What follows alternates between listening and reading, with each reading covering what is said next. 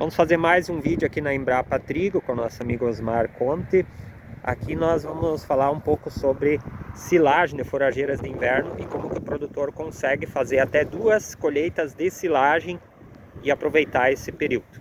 Osmar, fala um pouco. Muito bem, então vamos entender o que aconteceu aqui. Então nesse plot aqui, nós tínhamos a BRS Entre Safras, que é uma cevada forrageira hiper precoce.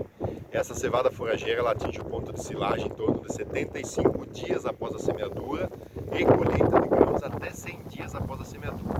Portanto, nesse bloco aqui, ela foi mantida até a colheita de grãos com 103 dias esse ano. E na sucessão foi feita a semeadura do BRS Reponte, do BRS Zenit Triticale e na sequência lá a BRS Corbel Cevada. Então nós temos aqui 3 situações sobre a BRS Entre Safras colhida grão, que também foi avaliada lá no ponto de silagem de 6.300 kg de matéria seca na silagem. A BRS Entre Safras está aqui no meio.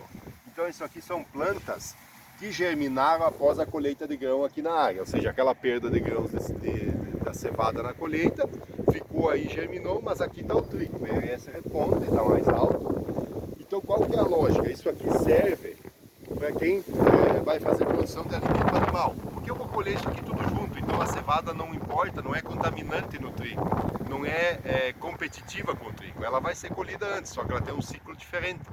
Então aqui teria que antecipar um pouquinho o ponto de silagem do trigo para ainda aproveitar a cevada. E vejo na sequência aqui, então na mesma lógica, né? A BRS Entre Safra que germinou espontaneamente após a colheita, está aqui no meio do BRS Zenit, que é um triticale, por sinal um material excelente para silagem. Isso aqui tem uma energia líquida de lactação acima de trigo. Isso aqui, cada quilo de matéria seca de triticale converte 1,6 até 1,6 kg de leite, então isso torna o triticale uma excelente cultura de inverno com esse propósito, né? Mesma lógica, né?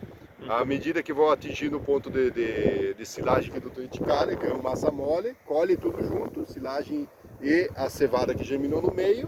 Então, lembrando, tive uma colheita de cevada lá, semeada em março, que eu atingi o ponto de silagem em final de maio.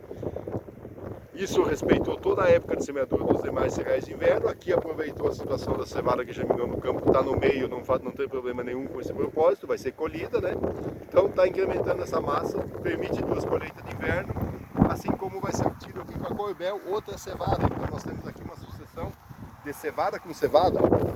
BRS Corbel, esse material mais alto aqui, um pouco mais atrasado, e aqui no meio está Entre Safras, aqui ó, já atingindo aqui um ponto de silagem, ó, já praticamente um ponto de silagem, no meio da Corbel que foi semeada na sequência. Então isso aqui mostra como é possível fazer 2 colheitas de silagem com materiais de inverno na sucessão. Isso pode ser alternativa para quem tem pouca área e que precisa fazer alimento animal, a baixo custo e excelente qualidade. Esses aqui, a primeira foi a Entre Safra, quando ela foi plantada? 14 de março. Ela foi colhida como grão. Foi colhida como grão início de junho, mas ela atingiu o ponto de silagem 20 e poucos de maio, aos 78 dias após a semeadura. E aí depois foi feito esse segundo plantio. Segundo plantio de inverno em junho, final de junho, e onde que está presente aqui no campo. Aí se a gente tivesse feito a Entre Safra silagem e logo ter feito esse plantio, ele estaria mais ou menos agora no ponto já de novo. Estaria mais antecipado, só que daí nós não teríamos essa Entre Safra no meio, porque no ponto de silagem não tem germinação. Então não teria, esse é um problema que ocorre quando você colhe ela para grão e o grão que cai no solo acaba contaminando. Se esse trigo, esse triticale fosse com propósito para grão, a cevada aqui ela ia atuar até como uma planta competidora, porque ela competiu, mas eu não vou conseguir colher ela, porque ela vai maturar antes e eu perco esse grão. Já quando eu vou colher para alimento animal, para silagem, eu acabo aproveitando ela já.